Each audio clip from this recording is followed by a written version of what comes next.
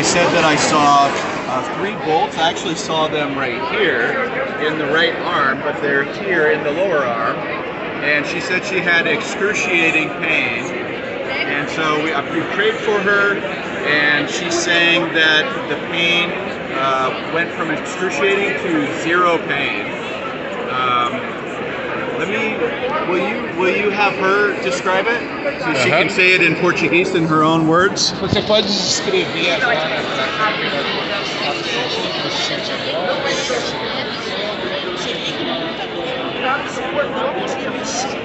So she came with a lot of pain in her arm. She couldn't really move it. Eu não conseguia mexer, me movimentar, estava me incomodando muito no começo do culto. There was a lot of restrictions to movement. It was bothering her a lot. It was nagging pain. Mas agora eu não sinto nada de But right now she feels no pain whatsoever. She's free from pain now. Hallelujah. Obrigado, Senhor. Glória a Jesus.